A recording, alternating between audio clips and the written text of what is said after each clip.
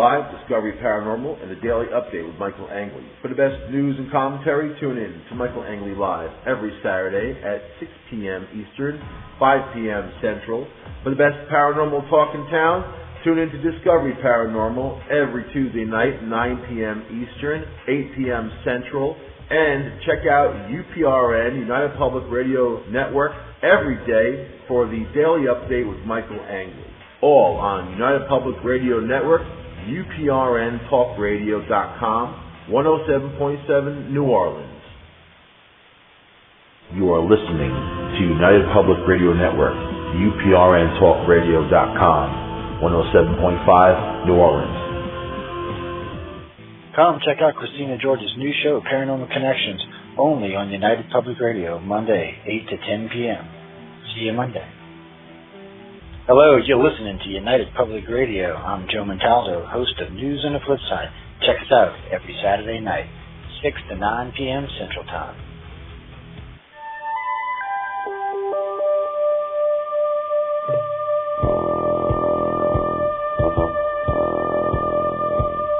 Tune in to UFO Undercover, Wednesdays at 8 p.m. Eastern, with your host, Joe Montaldo, right here on the Paranormal Radio Network.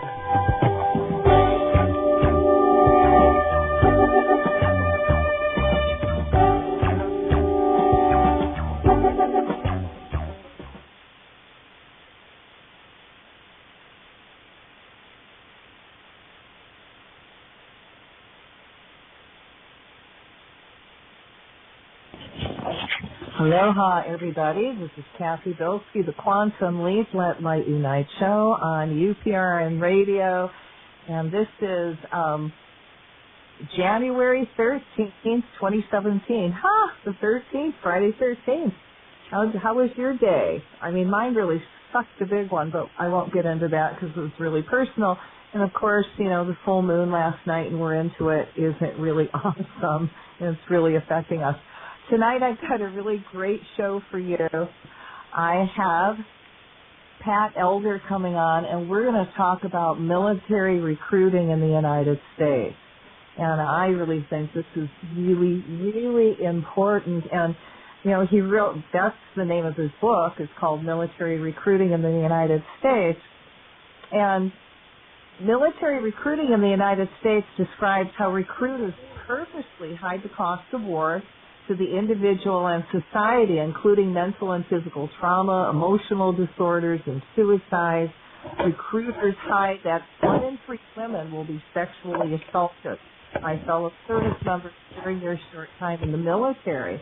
And child soldiers are not just in Somalia, Sudan, or Sierra Leone, but right here in the U.S.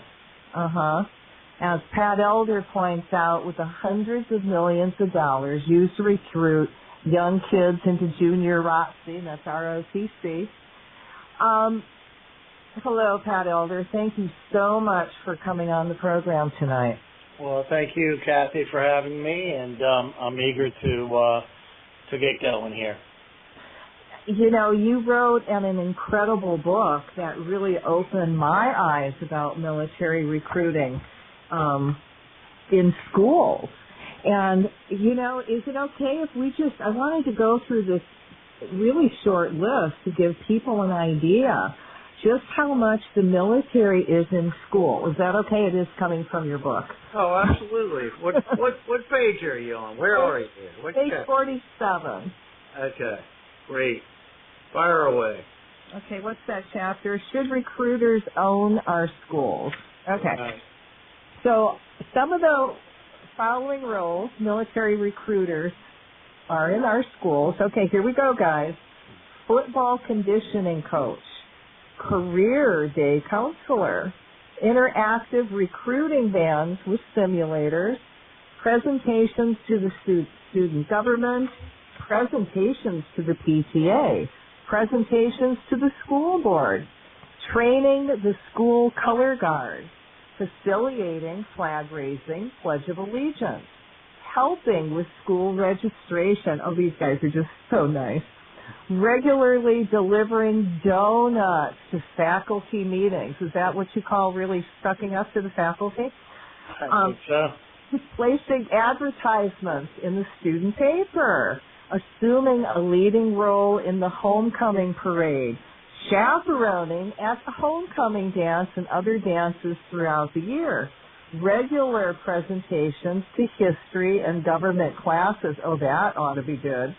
Basketball coach, conditioning coach, coin toss at football games, attendance at all football games, halftime football ceremonies, timekeeper, recruiter and faculty baseball games, track and field assistant, baseball assistant coach, and on stage at graduation. Well, I've witnessed about half of these. I took the list from the Military Recruiter's Handbook. In this case, it was an Army publication, and that publication calls for school ownership by military recruiters. And this is part of the way that they're doing it. I mean, certainly there's a digital mode as well. And, these guys have managed to permeate social media. So they have complete dossiers on our kids. And they know not just that Johnny is thinking about entering the military, but that, what Johnny's girlfriend thinks. So it's a pretty sophisticated psychological operation, and everything is duly marked and entered into a massive database. Isn't there an opt-out program for our kids so these guys don't get any information? No, it's a misperception, really. The Bush administration in 2002 amended the ESEA, which is the Elementary and Secondary Education Act, and it was known as the No Child Left Behind Act.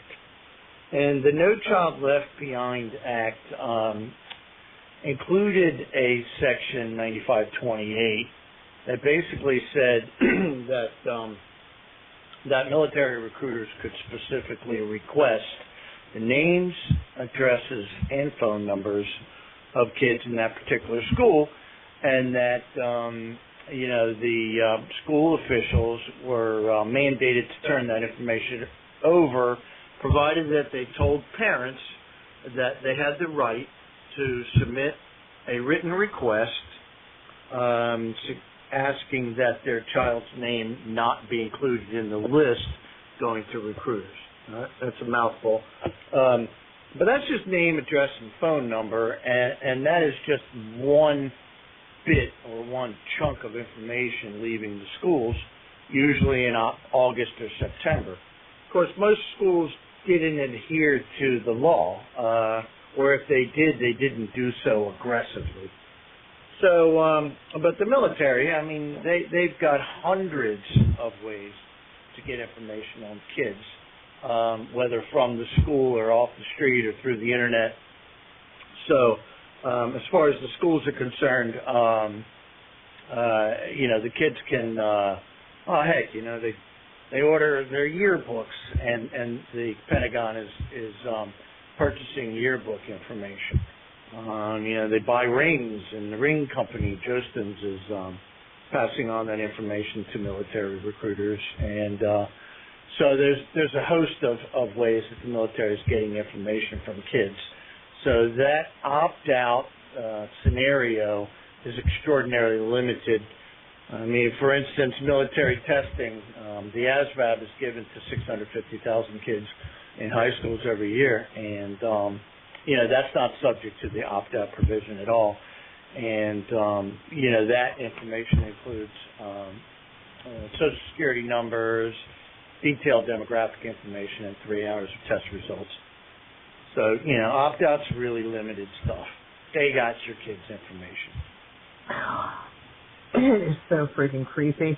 Okay, let's talk about, and I say this tongue-in-cheek, what's the Army's anti-bullying campaign? Yeah. Well, I love Kristen Gillibrand. She's a U.S. Senator from New York, and she, she's really been on the case of the military. I mean, it's really interesting to Google Gillibrand and Google military toxic leadership is what she refers to it as, and it's remarkable stuff to study just how anguishing and how destructive the military chain of command can be. And, the military, they operate an anti-bullying campaign in the schools. Hey, you got to give them credit. I mean, these guys are sophisticated. They're knocking off two birds with one stone. So what they do is they outfit these giant tractor trailers, and they load up in the tractor trailers these large video screens and classrooms, desks and chairs for a classroom of kids. And then they show an anti-bullying video, which is actually pretty well produced. I mean, got to give them credit. Bullying is horrible stuff, and children are bullied, and what do you do, if you're bullied, and, you should tell adults. And so it's actually a wonderful project, if you step aside and you look at the product itself. The irony, of course, is that they're using this to have access to the kids. So the doggone recruiting van, this giant tractor trailer, sits out in front of the high school, and they bring in the 9th graders, bring in the 10th graders, bring in the 11th graders, bring in the seniors, talk about bullying. Well, they'll actually visit middle schools as well and talk about bullying. And in so doing, they dispel the notion that the United States Army has anything to do with bullying. That, these are the good guys. These are the crusaders against bullying. So it's a psychological operation to dispel the notion of toxic leadership, which we all know exists in the military. And at the same time, it allows them into the schools. And so then they can collect data on the kids. All of the data goes into a huge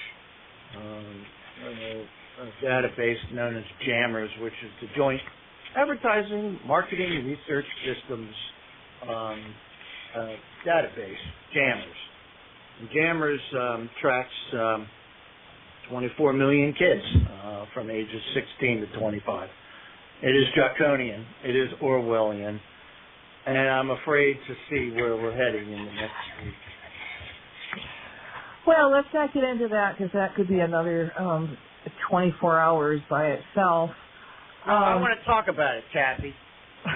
Pulling your leg, bitch. Yeah. It's upsetting. I mean, you can't, my Facebook is blown up.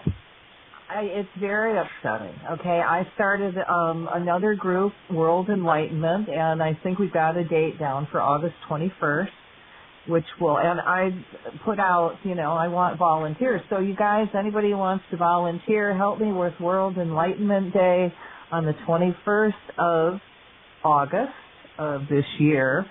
We're hoping it's going to be a much bigger event than it was all last year. But, what other alternative do we have?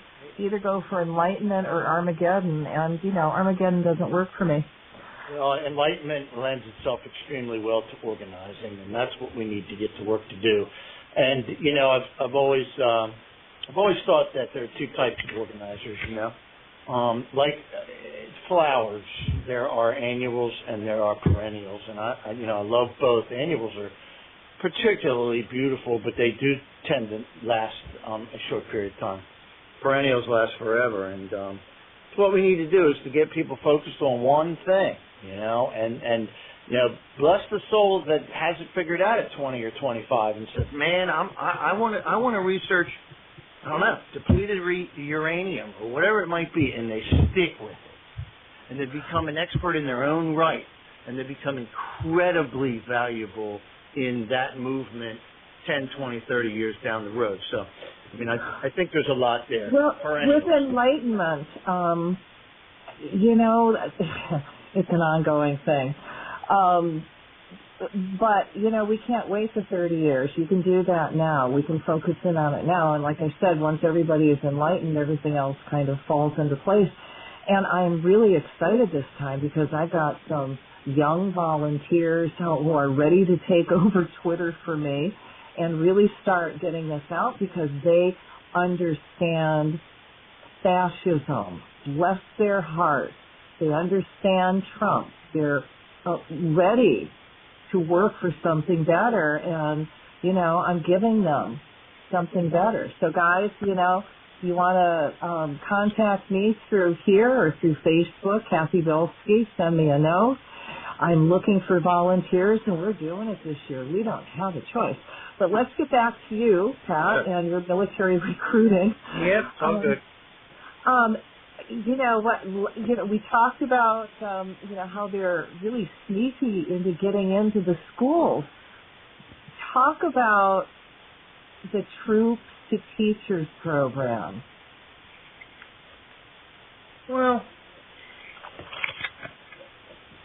individual states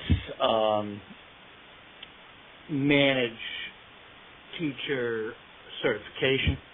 Individual states manage the way teachers are licensed and are allowed to be in the classroom. Now, the federal government has a program known as Troops to Teachers, and the idea is to facilitate employment among soldiers, and to make it easier for soldiers to find employment specifically in the public schools. And of course, this leads to an even further militarization of the public schools. Now, different states have different licensure protocols. Texas, of course, is very low barrier there, and so it's pretty simple for an Army veteran to have been released by the Army to get into the classroom in Texas on a kind of provisional license that allows them to become a shop teacher, let's say, overnight, pending lessons and classes that they have to take eventually in order to, over a course of several years, gain their license. And so when programs like Troops to Teachers are set up, states like Texas are targeted. If you have states like Minnesota, or states like New York or Massachusetts with hardened and steadfast teacher licensure, it's a lot tougher for a program like Troops to Teachers to take hold. And so today, we see in the Army as much higher than 50% of recruits coming from just the 13 states of the old Confederacy. It works. But what you have is a kind of, either intentions or not, a sort of military caste, C-A-S-T-E, if you will, from the Old South. And it seems that all of these programs and all of their overlay, from really, the Young Marines or Chuck E. Cheese. Oh my goodness, Chuck E. Cheese had a program so recent where they had salutes to the Marines. And of course, Chuck E. Cheese is 2 and 3 year olds, and of course, military recruit advertising and military themes permeate children's programming as well, and so we have this growing of a kind of military caste, and so it makes sense from the military's point of view. Why go back to the schools over and over and over and over again, to look for recruits when you can grow them from birth and try to create a creature that is a lifelong soldier. And so, we're taking a book from the ancient Spartans, that actually took children as young as 7. Today, we don't give them shields and spears. We give them remotes, and we give them military advertising, and then we give them games that mock and mimic army exercises. But it's the same. It's the same playbook. Militarization at an extremely early age to create a lifetime warrior. Well, let's talk about, so they have all this young kids, and our kids, guys, as cannon fodder. I don't know about you all that are listening, but I didn't raise and I didn't have my babies to be these guys' cannon fodder. Okay? Not happening. No. If I could jump in, Cathy. I mean, I've been in a situation now for nearly 20 years where my contact information's been fairly public, and people Google around and they're upset about, I don't know, military testing. They're going to find Pat Elder, and they're going to find P. Elder at studentprivacy.org. And if they're sufficiently upset, they'll send me an email. And so, that usually evolves into phone conversations. And so I've had phone conversations with literally hundreds and hundreds. It's usually moms. It's not typically dads. But, what you just said is that you raise children not to be cannon fodder. But, man, I've talked to hundreds of parents who thought they did the same. And for a mom to say, I can't get this kid to clean up his room. I can't just get this kid to clean up his, to empty the trash or do the dishes. And our relationship's horrible right now. We're fighting. And to spite me, he's been playing one-on-one basketball at school with a Marine recruiter. And he's going to join the Marines. And he's 17 right now. And he needs my signature, and I'm not going to give him my signature. But, we're divorced, and this situation goes on and on and on. He gets dad to sign. Either way, when he turns 18, a lot of times I've seen it where the relationship between the mom and the kid is so horrible, the kid joins despite the mother. So how many kids that join the military like that actually make it through the first year? I think your listeners would be shocked, but, Google USA Today and put in, and then Google Gannett, Military Times, the two of them together. 40% don't make it through their first term. Okay? I've challenged on that figure before, So that means out of every 10 people, 4 of them will not make it through. Right. For those of you who aren't good with math, okay? Now, it's easy for the military to simply go back to the schools and pick new recruits, and it's expensive, but that's their mode right now. They simply go back to the schools, and the problem is they're recruiting people that shouldn't go in. Like Esteban Santiago, for goodness sakes, the guy that just shot up the folks at Fort Lauderdale. Now, I don't know where you are on that story, and I don't know where your listeners are, but either one, the guy went nuts after he went to Iraq, or he had pre-existing psychological conditions, and if that's the case, well, what in the hell did they ever recruit him for? Yeah, but I also heard that he went to the military, went back to them asking for help, saying that he was hearing voices that were telling him that he had to go join ISIS. Well, now, the VA. Okay, the VA. Okay.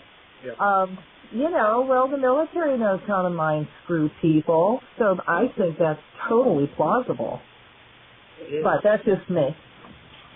No, I think it's representative of a large swath of people, but suddenly it seems we feel ourselves a minority. We're not. If you said to most people, should entire classes of seniors at a public school in California be required to take a military enlistment test and have all of the data be sent to the Pentagon specifically for recruiting purposes, most parents would say no. It's just that we have been indoctrinated by a media that just does the military's bidding over and you can't watch a baseball game, man. You can't put on TV. You can't find an ad from banks or credit companies, insurance companies. It's just the same message over and over. America's top institution right now, as the press is falling, as Congress, of course, is in single digits, is the military. It's the most popular, trusted institution in the United States. We're ripe for a coup. We are ripe for a coup d'etat. Going beyond that, let's talk about, because you just kind of talked about it, how Madison Avenue and what they do with the military. Well, the military uses Madison Avenue. You can buy, grunt perfume. I mean, you can buy marine perfume online, or through retailers, and it's supposed to, have the smell of a U.S. Marine. I mean, I would think the U.S. Marine would smell like armpits and dirty socks and whatever else. I think so too. Yeah. But it's a funny story out of Cincinnati a couple of years ago how a proud veteran ordered a cap that was an Army cap, and of course the Army makes money on licensing this merchandise, but the cap.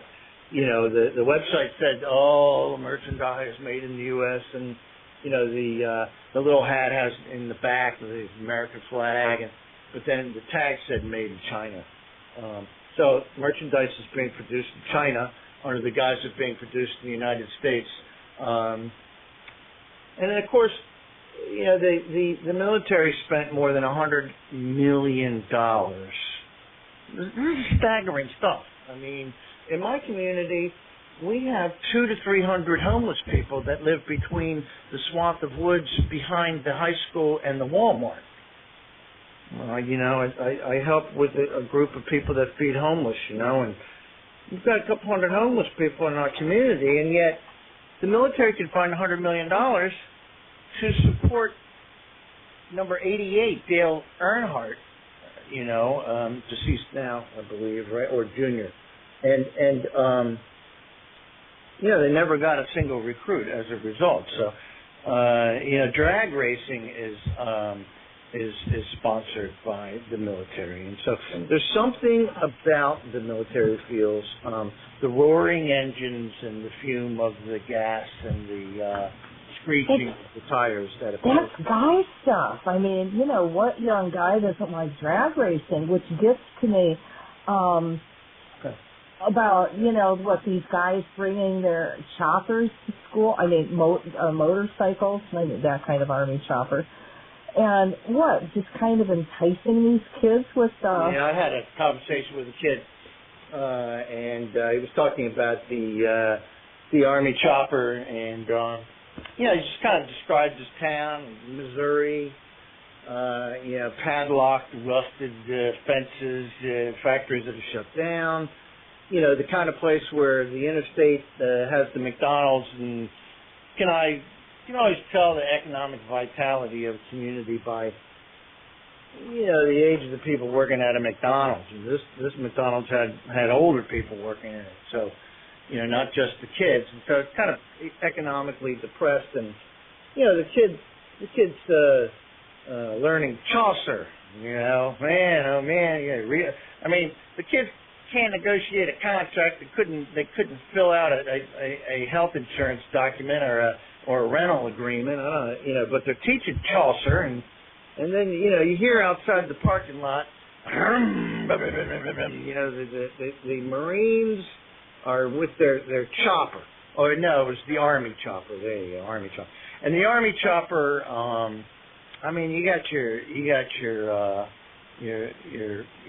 weapon and all of your your bullets, and you got your anti-mine claymore kit, and you got your grenades, and the recruiter's revving the thing up, and the kids get to get out of Chaucer, and the kids go down there, and the Marine is talking about how the circumference of the grenade is a little bit smaller than a baseball, and it weighs twice as much, and you can chuck it, and you learn how to throw it. It's not like throwing a baseball to the catcher. There's a spark to it, and then as soon as you throw it, you get down, and and you ride, and you got your bayonet attached to the gun, and you're flying along a couple hundred, blah, blah, blah, blah, blah, and it's appealing.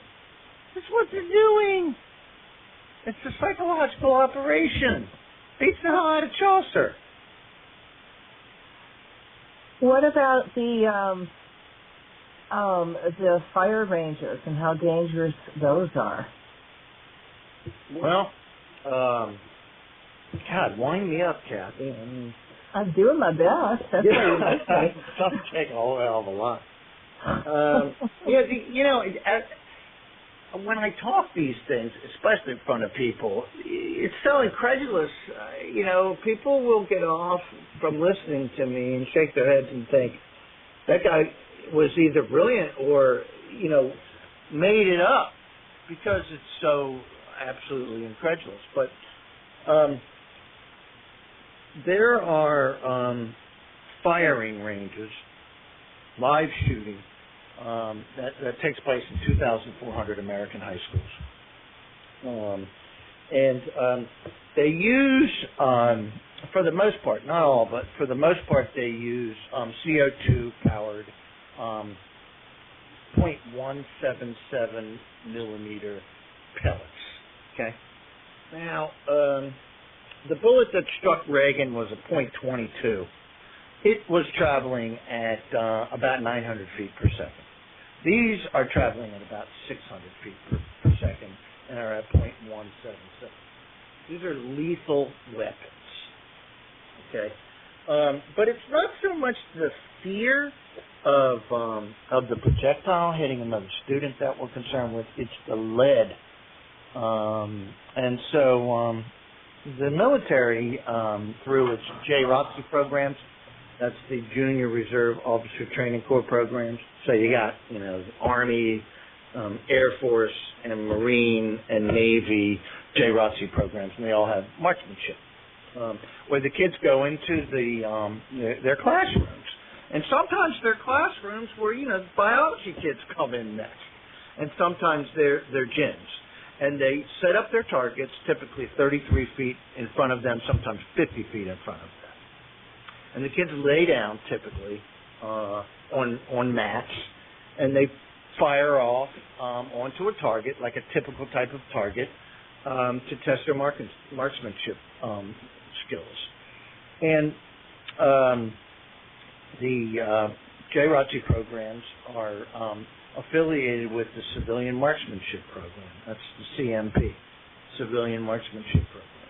And the Civilian Marksmanship Program was set up before World War I, when Congress felt it would be a good idea to train America's youth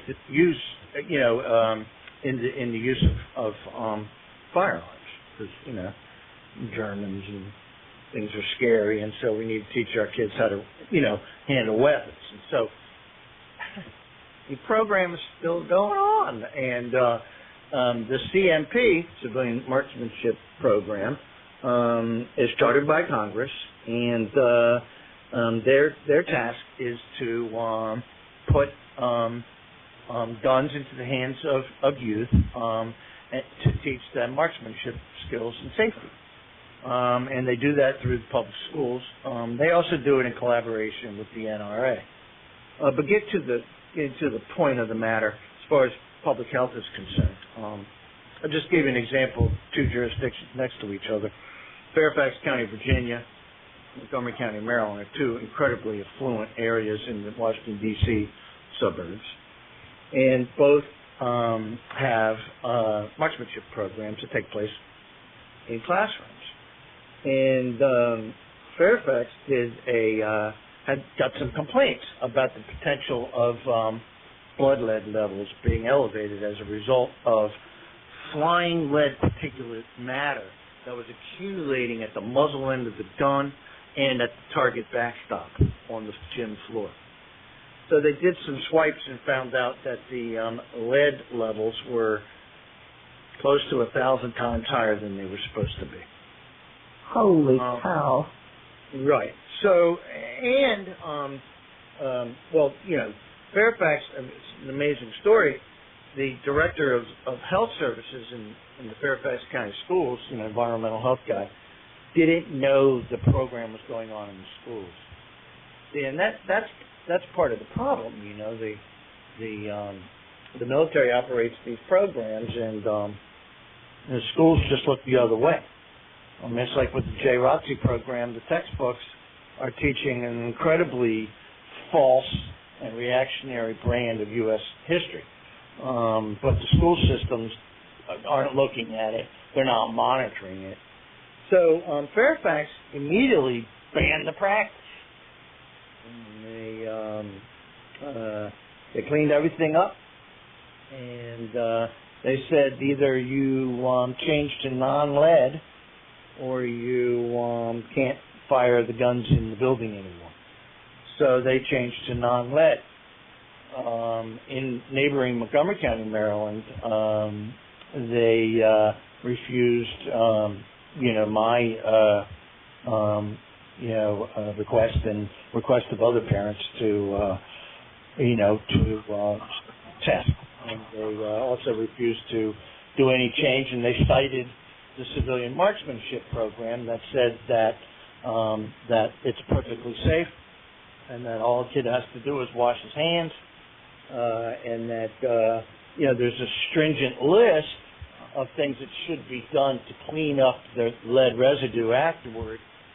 And we've heard words through others that that those things are not being done. Lead is highly poisonous, and it needs to be cleaned up. And the Civilian Marksmanship Program says that you should be using some sort of trisodium phosphate in order to clean it up. But the state of Maryland and the federal government also says that material is too dangerous to the environment to use. The Civilian Marksmanship says all kids have to do is clean their hands after they fire the weapons. And NIOSH, the NIOSH, basically says that that's not enough to get residue off of your hands. And so kids are going in front of the firing line, they're getting lead residue all over their feet, and they're tracking it throughout the school building. And then janitors, we've got in Willamette, Hawaii, I'll get that, it's in the book if you look in the index under Hawaii. There's a public school there where, their procedural manual tells janitors to sweep up the lead particulate matter, which is deadly. So you'd think the unions would get involved in this type of thing. There's a public risk. There's a health hazard. I'm sorry. Go ahead, Kat. Well, God, it kind of makes one speechless. How many kids, people, men, women, actually make it to college after the military? Isn't that something that they promise these kids, you come into the military and you get a college education? Well, you got to keep in mind that 40% don't make it after their first term. So, that number's cut in half. But off the top of my head, I can't tell you that. That data is not readily forthcoming either. That's going to take quite a bit of research. I think that the main reason a lot of kids enter is because they don't have a great deal of opportunity, and they don't have a way to pay for college, and The GI Bill will help kids pay for college. And so that is an enticement. I don't know what percent actually take advantage of that. But Clinton, Hillary Clinton, had a plan to provide for free college. And I don't know, how that would have made its way through the Congress, with a Republican majority. But that would have really hurt recruiting, because if the main reason, or one of the main reasons that kids are going in is because they can't pay for college, and then you start paying for, providing for free tuition, you're going to hurt military recruiting. So keep that in mind. I know New York has a plan, and so we'll be watching recruitment rates in New York. Okay, I got a question for you. If a mother or father wanted to walk into their high school or junior high, wherever their child is, and wants to talk and create dialogue with the school about military recruiting, how would they begin? Well, there was a Ninth Circuit ruling in 1986 in San Diego, of all places. That's a pretty darn militarized town, And that United States District Court ruling, not Supreme Court ruling, basically said that by definition, military recruiting is a controversial subject, and so in keeping with tenets of the First Amendment, free speech, people that object to military recruiting per se should be allowed into the public schools to voice their problems there.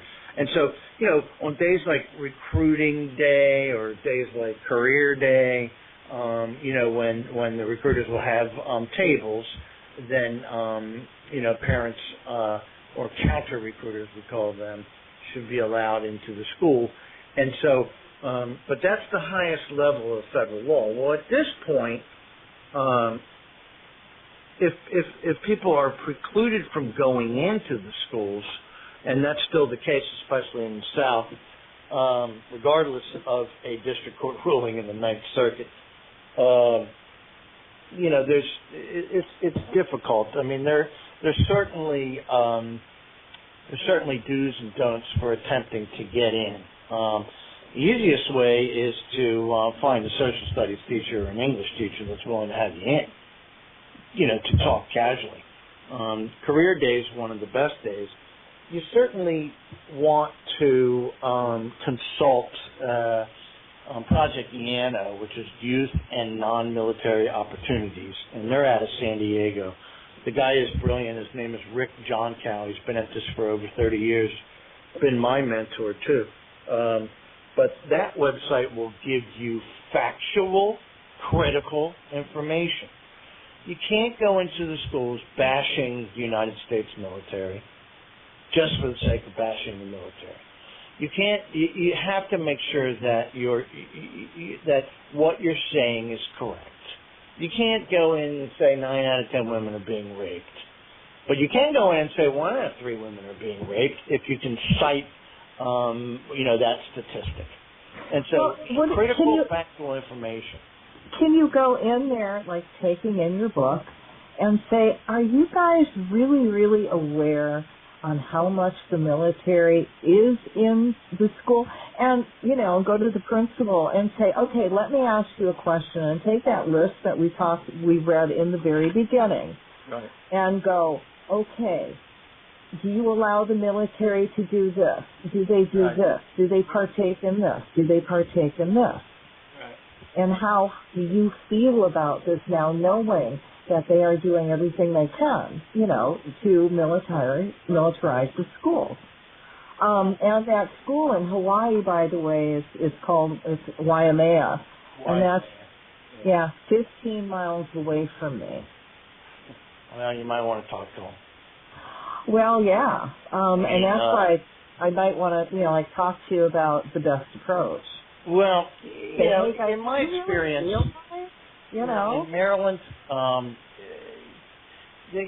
a school board has nominal control over, say, a dozen high schools. And when it comes, though, to minutia having to do with what a military recruiter is allowed to do or movement within the school, that type of stuff is delegated to the individual principal. Now, when you look at the institution of the American high school principal, it is an amazingly powerful position with a high degree of autonomy. There's really nothing like it in American society in terms of a lack of checks and balances.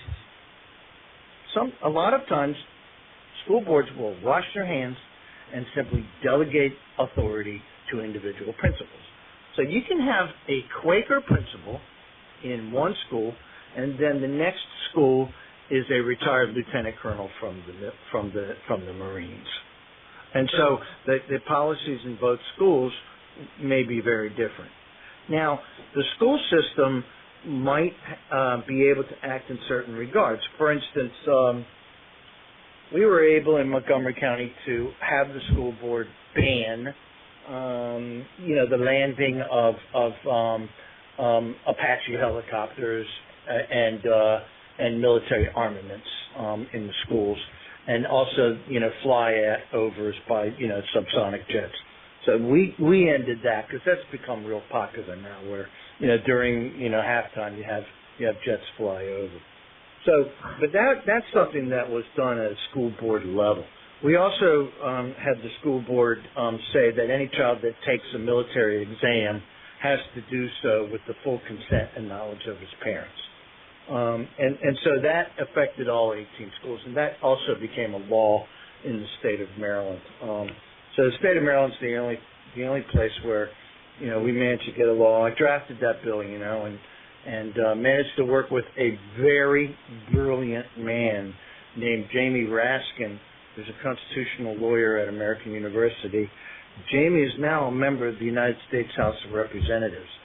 So remember that guy's name. His name is Jamie Raskin, and I tell you, our politics aren't too dissimilar.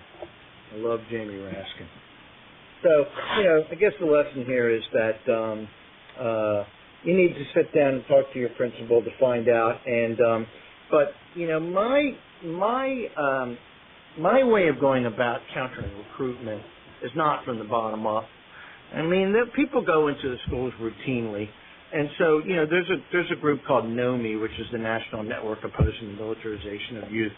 Go to their website, www.nomi.org, and they can get you plugged into groups that are in your state.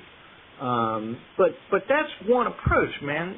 That's the bottom up, and we know from FOIAs that we've filed, FOIA is a Freedom of Information Act request, in Massachusetts and Connecticut, for instance, two pretty liberal states that are not heavily recruited generally, say compared to Louisiana and Alabama.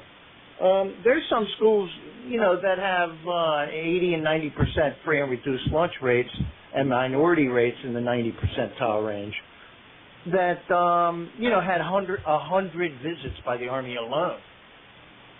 Not mentioning, the Marines or the Air Force or the Navy. They're there almost every day in some schools. So how the hell are you going to combat that? I'm a liberal mother. I don't think they ought to be here. You're outdone, man. But and so my message to counter the recruitment is to work with school boards to try to change policies. And I have all of that in my book, Military Recruiting in the United States. Or, and this may sound difficult, but it's easier than you think, work with the state legislator. Talk to your friendly local progressive state legislator and say, hey, military testing, they passed a law in Maryland. Hey, the opt-out law in Maryland, or Option 8, ASVAB in 2,000 schools have moved to protect kids from military testing, and to try to get legislation. But hey, my email address is pelder@studentprivacy.org. That's PELDER@studentprivacy.org. I have 2 websites. One is Counter Recruit, Counter, COUNTER-recruit.org, and the other is studentprivacy.org. I work with the group, a board with the National Coalition to Protect Student Privacy. And I also work with NOMI, which is the National Network Opposing the Militarization of Youth. And then also I mentioned earlier YANO, YANO, which is Youth and Non-Military Opportunities. Those 4 websites, I think, will give you more than just a cursory introduction to this fascinating yet pretty complex way to work with ACER. Well, you've got, I think we've got maybe 5 or 6 more minutes left. What can high school what can high school students do to help demilitarize the schools? Well, I actually dedicate part of my conclusion to just that issue. And I mentioned 7 or 8 things, and I'll just kind of go through them real quickly. First of all, I tell high school kids, you gotta be courteous and respectful, or you're screwed. You're a minor, and it might help quite a bit to talk to mom and dad before you start, rattling the cage. Talk to mom and dad and get your story straight, and then of course, know your song well. Remember the old Bob Dylan song, you know your song well. And then, check out the American Civil Liberties Union, more specifically the New York Civil Liberties Union, and check out First Amendment rights for high school kids. So, there's just kind of a list of do's and don'ts, can'ts type of deal. But, get counter recruitment information into your schools. So there's a whole bunch of PDFs you can simply download from our sites. And just print them off. And you have the right to place them wherever military information exists. So you have the right to put information that is truthful about military casualties, about PTSD, about the percentage that don't make it through their first term, about military rapes. You can put all that stuff in a brochure and then have it next to information that is produced by the military. Let's see. Opt out. In the beginning of the year, make sure that your name is on the list that precludes the military from receiving your name, phone number, and address. Although they can circumvent that. I noticed that even though this opt-out work has lost a lot of its punch. Come on, man. They know if your kids had gingivitis. Name, address, and phone number is old time. But it acts as a segue to organizing people. So it's a good thing to do, to pass around a form, to parents. Send a PDF to parents. Collect email addresses and tell parents, look, this is the school system's form for opting out. Let's see if we can't have a goal of 200 this year, and it's just fun stuff, just organize against the ASVAB. If the ASVAB is given, and if the ASVAB is mandatory, cause a fuss. Refuse to take it. It is your constitutional right to refuse to take it. Can they keep you from graduating if you don't take it? No, they cannot. It's been threatened in several states. There's a USA Today article about that. If you Google USA Today, put in Pat Elder, put in ASVAB, put in Maryland law, and it talks about a woman who was told that her child would not be able to graduate if he didn't take the military entrance exam. but it turned out to be a false thing. So, I mean, you know, the school said that, but they backed down immediately when they were challenged. But that's just it. You know, you got your retired Marine guys that are running high schools today. You need to stand up. You can't be intimidated by it. Yeah, and then the other biggie, which I haven't really talked about, I know I got a minute left, is to investigate the JROTC program. Look at the textbooks. Compare the textbooks to the textbooks that are used in the classrooms. Now, the textbooks in the classrooms, the standard issued stuff, has gotten a lot better in the last 20 years. I mean, it's still got a long way to go, and if you're in Texas, forget it. But compare the treatment of history in the JROTC program. Like, for instance, oh man, we had to drop those atom bombs over Hiroshima. It saved 1 million American lives, and then see what it says in the other textbooks. So, tally it up and give it to your school board and your principal. Find out if guns are being fired indoors, and find out if the lead protocol is being managed the way it's supposed to be.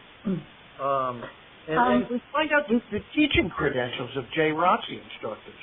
A lot of them just have high school diplomas. Are you okay with that? Oftentimes schools will say you got to have a master's as a teacher after your third year. The only people teaching school that don't have college degrees are JROTC instructors. What's up with that? That's what I got. Go ahead. You've got 30 seconds. What do you want to say? This hour went by fast. No, Military Recruiting in the United States by Pat Elder. It's on Amazon. Go to counterrecruit.org, counter-recruit.org, and there's a summary of each chapter there. We done? It's almost. Can I go to bed now? No, you understand all the second. And that's Military Recruiting in the United States. And, get the book. It's got a lot of information. It has a lot of facts, and it's mind-opening. Mind-opening? Is that good? Mind-opening, sure. I like it. I like it. You can coin the phrase. You can use the phrase. We're good. But you'll have to come back on because there's so much more to talk about. Oh, man. Yeah, we skipped a stone across the water, man. Well, but it's a start, and, I think you gave a lot of people a lot of information for them to use and hopefully keep their kids out of the military. I hope so. Here's the goal. Okay, now you can go to bed, Pat. Thank you. Oh, okay. Well, let me get dressed. We are off, right? Well, I don't think so, but maybe we are. Good night, everybody, and I hope you have a really great week. And, send Washington some light because, what's the absence of light? It's darkness. So send them light, ask that they all reconnect to the Creator to become an awakened spiritual being. And then, we got to work on enlightenment. Wonderful.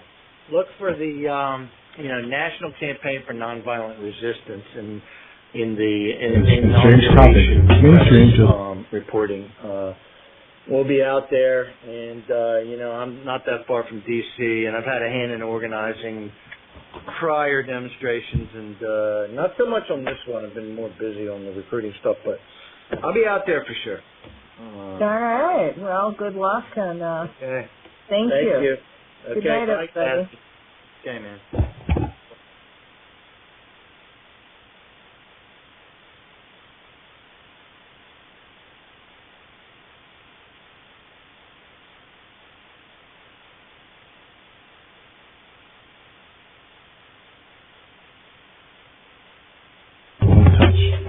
Look for us on the Spaced Out Radio website or go to beyondthestrange.com for more information. And remember, don't be a stranger, just be strange. Asta.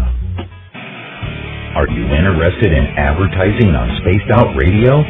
Head to our website at spacedoutradio.com and click on our advertising tab. There, you will find an assortment of ways you can get your product out there with us, from radio commercials to banners and social media. Have a product you like our hosts to endorse? We can do that too. Visit spacedoutradio.com for more details. Hi there. This is your medium, Joanna, from Spaced Out Weekend, 2 Mediums and a Large. I would love it if you would come and join us with host James Tyson every other Sunday on Spaced Out Weekend. Together, we will take your calls and your questions live. Our goal is to provide you with a positive outlook on deep questions that you may have. Questions regarding love, relationships, money, or whatever else is on your mind. Come and check us out at spacedoutradio.com.